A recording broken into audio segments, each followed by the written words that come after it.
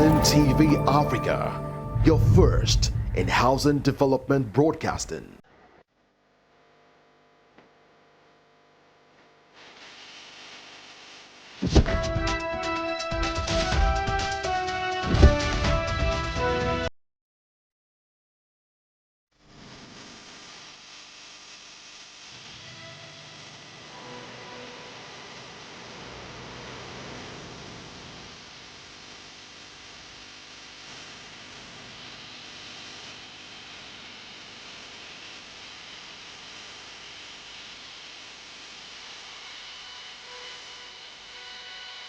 Glad to have you join us in Housing TV News at the top of the hour. I am Mimuna Bagudu. Here are the top stories. President Tinubu approves $108 billion to assist states affected with natural disaster. Federal government raises over $900 million in landmark dollar bond. Dengiwa partners World Bank on urban resilience, land titling and registration. Nigerian Institute of Architects advocates made in Nigeria building materials. NCDC confirms 168 deaths in Nigeria due to Lassa fever. 4 killed, 7 rescued as soldiers raid bandits camp in Kaduna State. In business, National Center for Artificial Intelligence and Robotics, Google launched 100 million naira AI fund. On the foreign scene, Hungary's decrees exclude Ukrainian refugees from state-funded shelter. In sports, Junior Tigers defeat Egypt 6-6 to 5-1 at Afrobasket semi-finals. Now the news in detail. President Bola Ahmed Tinubu has approved 108 billion naira to help states combat natural disasters, including the ongoing flooding crisis. Each state will receive 3 billion naira in emergency funds to address the damage. The flooding has already affected several states in the north, while many southern states, particularly in the southeast, are facing severe erosion risk. Kaduna is also grappling with similar challenges. The Nigerian Meteorological Agency NIMET has warned of more rainfall, predicting an increased risk of flooding as the year progresses. Now, Nigeria has successfully launched its first domestic dollar-denominated bond, raising over $900 million. This milestone signals a new chapter in the country's financial strategy aimed at boosting economic resilience and fostering long-term growth. Led by the African Finance, the initiative gained significant interest from both local and international investors, demonstrating confidence in President Bola Tinubu's economic policies and development plans. The success of these bonds sends a new precedent for other African nations, highlighting the potential of Africa's financial markets on the global stage. Minister of Finance and Coordinating Minister of the Economy, Wale Edun, has praised the outcome. He stated that the launch of the initiative will not only strengthen Nigerians' economic resilience, but also expand the horizon for capital markets of African economies. The overwhelming response from investors reflects the growing interest in Nigerians' economic opportunities and the broader investment potential of Africa. With these bond issuance, Nigeria is positioning itself as a leader in financial innovation, driving both national and regional growth through strategic economic measures. The funds raised from these bonds will be directed towards critical infrastructure projects and development programs, further strengthening key sectors of Nigeria's economy. Now, the Ministry of Housing and Urban Development and the World Bank Group have resolved to work together towards addressing the 90% of land in Nigeria that is unregistered and untitled. The move is aimed at making the nation's vast land assets more economically viable and unlocking over $300 billion in dead capital tied up in such undocumented land. This was the outcome of a courtesy call on the Minister of Housing and Urban Development, Architect Ahmed Dengiwa, by a delegation of the World Bank led by its Vice President for Infrastructure, Gwanje Shen, in Abuja. One of the areas of the collaboration is the National Land Registration and Titling Program in partnership with the state governments. The minister added that land registration and titling will open up sources of revenue for the states who can boost their income through ground rent, certificates of occupancy and tax accruing from increased investment in real estate. President of the Nigerian Institute of Architects, architect Mobolade Adeniyi, has encouraged the use of locally manufactured building materials in Nigeria amidst the country's economic challenges. Speaking at Archi-Built, a building exposition program in Abuja, the NIA president said the program focuses primarily on products that are based and manufactured in Nigeria. He talked about using local materials. This is one thing that we are trying to encourage. Let's use our local materials. If you look at our exhibition, you see a lot of tiles made in Nigeria. You don't have to use tiles brought in from Spain or Italy. Look at the transportation cost. Look at, the dollar-naira exchange rate. Why don't we begin to grow our own industries here? So it's a challenge for us. Sometimes, when the going gets tough, the tough get going. It's a challenge for local manufacturers to look at ways in which, we can begin to ensure that our products also meet international standards and are acceptable by the Nigerians, and then we can use more of our local materials in order to bring down costs. The event underscored the need for collective action to promote locally manufactured building materials and address the housing challenges in Nigeria with a clear focus on sustainable development and the future of the country's built environment. Now, thousands of residents are being relocated to safe ground by the Borno State Governor, Professor Babagana Zulum, after massive flooding hit Maiduguri, the state capital, on Tuesday. According to reports, the flood occurred following the overflowing of the Alawu Dam, leaving many houses, schools and major markets submerged. Zulum took time to visit the flooded areas, including the Shehu of Borno Palace, where he assured the royal father, His Eminence, Alhaji Abubakar Ibn Umar Garba Al-Amin El-Kanem, that measures are being taken to address the situation. The Borno State Governor, through the Borno State Emergency Flood Response Committee, led by the Secretary to the State Government, Alhaji Bukar Tijani, currently accommodating flood-displaced persons in 5 camps. Meanwhile, major streets including the popular Lagos Street, Monday Market, Shehu's Palace, Borno State House of Assembly and Kofa View, amongst other places, are currently flooded. Similar flooding ravaged the ancient city of Maiduguri 30 years ago, leaving many residents displaced after the overflowing of Alawu Dam. Still on flooding, the Yobe state government has issued a fresh flood alert to 9 local government areas due to the impending release of water from the Dadonkowa and Lagdo dams. The Executive Secretary of the State Emergency Management Agency, Dr. Mohammed Goji, who gave the warning in a statement on Tuesday. He said that the release of water from the 2 dams would add to the predicament of residents of the areas who were already affected by recent flooding triggered by torrential rains. Goje mentioned that Yobe experienced significant flooding between April 15th and September 9th, 2024, causing widespread devastation across several local government areas. According to reports, over 19,000 households across 432 communities had so far been hit by floods in the state. The Nigerian Center for Disease Control and Prevention, NCDC, has confirmed a total of 168 deaths, including 17 probable, due to Lassa fever between January and August 2024. This represents a case fatality rate of 17.1% out of the 7,973 suspected cases reported across 137 local government areas in 28 states in its latest update.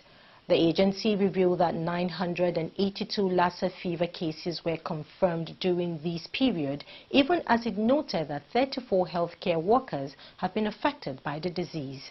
Highlighting the agency's Lassa fever response efforts, the Director General of the NCDC, Dr. Jide Idris, outlined the response activities, which he said include conducting the 2024 National Lassa Fever After Action Review Workshop, hosting multi-sectoral Lassa Fever webinar series and participating in the Lassa Fever Task Force Secretariat meeting with the Coalition for Epidemic Preparedness Innovations. As part of measures to secure necessary political and financial support, Idris noted that the NCDC had engaged in high-level advocacy with governors and commissioners' forums, even as the agency was committed to ensuring adequate resources for outbreak response. 4 suspected bandits have been neutralized and 7 abducted victims rescued after soldiers raised a bandit camp in the Kasangwai forest in Kagaruko local government area of Kaduna State. A resident, Labaran Shiu, who stated that the raid was carried out on Monday around 4 p.m. when the troops led by 2 hunters stormed the forest. The eyewitness mentioned that the 7 rescued victims, including 2 women, were abducted on their farms from neighboring Sardauna village. A community leader who confirmed the incident said that the bandits retreated after they were overpowered. As of filing this report, the spokesman of the Kaduna State Police Command ASP, Hassan Mansour, could not be reached for comment. The Executive Secretary of the Global Youth Consortium Against Female Genital Mutilation, Dr. Costly Aderibigbe Saba, has urged African leaders to focus on investing in youth-led enterprises and simplifying visa and border policies. She disclosed these during a statement marking African Union Day 2024. Aderibigbe Saba emphasized the importance of harmonizing visa and border regulations across the 55 African Union member states to promote smoother trade and labor mobility. This, she believes, will significantly enhance economic integration across the continent. She further noted that such reforms would not only boost trade but also provide greater opportunities for young entrepreneurs, fostering growth and innovation in Africa's emerging markets. More stories will come your way after this break. Stay with us. Visit Housing TV Africa on YouTube and click on the subscribe button. Subscribe to Housing TV Africa to stay updated on latest happenings in Nigeria's housing sector. Follow our social media pages, like and share our posts on Facebook, Housing TV Africa, on Twitter, Housing TV Africa, Instagram, Housing TV Africa. Join the conversation and keep up with latest housing updates. Welcome back. Now to business. Nigeria is grappling with severe health and economic impacts due to open defecation, which cost the country around £1.5 billion annually. These includes expenses for medical treatment and losses from diseases like cholera and diarrhea, which are worsened by poor sanitation. In response, the Nigerian government and UNICEF held a private sector consultation in Lagos this week to push forward the Clean Nigerian campaign. The goal is to eradicate open defecation by 2030 in line with the United Nations Sustainable Development Goals. Despite ongoing efforts, only 126 out of 774 local governments have achieved open defecation-free status. Experts, including UNICEF's Dr. Jane Bevan, stressed the need for increased investment and private sector involvement to address the sanitation crisis, with 48 million Nigerians still lacking access to proper toilets. Nigeria's crude oil output experienced a modest increase in August, reaching 1.352 million barrels per day, as revealed by OPEC's latest monthly oil market report. This marks a slight rise from July's production of 1.307 million barrels per day. Despite this uptick of 45,000 barrels per day, the report contradicts the federal government's earlier claims that crude production was nearly 1.6 million barrels per day. The discrepancy raises questions about the accuracy of the government figures. President Bola Tinubu had previously credited reforms in the Petroleum Industry Act for boosting production to 1.6 MBPs, a figure not reflected in the OPEC's report. Now, the National Center for Artificial Intelligence and Robotics, in collaboration with Google, have launched the Artificial Intelligence Fund, 100 million naira initiative to support Nigerian startups developing AI-driven solutions. This announcement was made disclosed by Google. The fund is part of a broader strategy by the Ministry of Communications, Innovation and Digital Economy to leverage AI for advancing development and innovation in Nigeria. The initiative is expected to boost technological progress and contribute to the overall well-being of the nation by empowering emerging tech ventures with essential resources. Still on Housing TV news at the top of the hour, now moving on to the foreign scene. The Hungarian government has enacted a controversial decree that breaches EU laws, effectively terminating state-funded housing for refugees from western Ukraine. According to reports, this decision has left approximately 3,000 Ukrainian refugees, primarily women and children, without shelter. According to the Hungarian Helsinki Committee, the new policy restricts access to state-funded accommodation only to refugees from areas deemed severely affected by the conflict, ignoring other parts of Ukraine. This decree, which took effect on August 21st, overturns a previous policy that limited housing to particularly vulnerable groups. Lydia Gal from Human Rights Watch condemned the move, calling it a severe injustice to those who fled war. She urged the European Commission to intervene and ensure that Hungary adhered to its EU obligations by repealing the decree. Now in sports, Nigerians under-18 women's basketball team, the Junior Tigress, secured a victory against Egypt with a score of 66-51 to advance to the semi-finals of the 2024 AfroBasket Under-18 Women's Championship in Pretoria, South Africa. The Nigerian team dominated from the start, leading 24-13 in the first quarter and maintaining a strong position with a halftime score of 37-23. Despite Egypt's efforts, they could not close the gap by the end of the game. The Junior Tigress will face Uganda in the semi-finals on Friday, while Cameroon and Mali will compete in the other match. This win is particularly significant as it was a rematch, with Egypt having previously defeated Nigeria 72-60.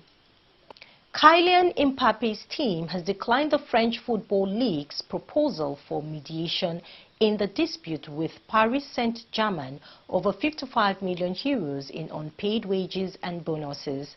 Mbappe asserts that PSG owes him these amounts, which includes a signing bonus, the last 3 months of his salary, and an ethical bonus from his previous contract. PSG, however, argues that Mbappe has agreed to forgo these payments in August 2023 before his transfer to Real Madrid.